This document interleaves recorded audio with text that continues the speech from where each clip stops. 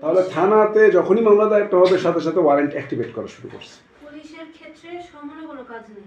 সেক্ষেত্রে warrant activate হওয়া শুরু করছে। ওয়ারেন্ট অ্যাক্টিভেট হলো ভালো কথা, ওয়ারেন্ট অ্যাক্টিভেট হলে কোনো সমস্যা নেই, ওয়ারেন্ট অ্যাক্টিভেট হইতে সমস্যা নেই। স্বাক্ষর লাগবে। স্বাক্ষর লাগবে।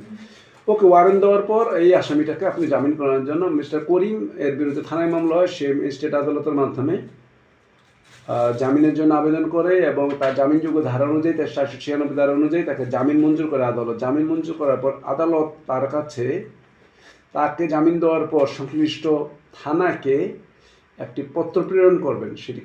সেই পত্রটিকে কি পত্র বলা হয়? থানার কর্তৃক মামলা দায়ের হওয়ার পরে রিকল। এই তো গুড, রিকলের বাংলা কি? স্যার পরোয়ানা ফেরত না? হ্যাঁ, পরোয়ানা ফেরত, এই তো বলছেন, এটা হলো পরোয়ানা ফেরত। এই যে এটি হচ্ছে পরোয়ানা ফেরত, এটা বলে পরোয়ানা ফেরত। এই পরোয়ানা ফেরত, এই পরোয়ানা ফেরত, পরোয়ানা ফেরত। এটা স্যার থানায় পাঠাবে। পরোয়ানা ফেরতটা মোট কথা থানাকে জানানো যে আসামি নিজে নিজেই এসে জামিন নিয়ে গেছে, তোমার আর কষ্ট করে ধরার দরকার নাই।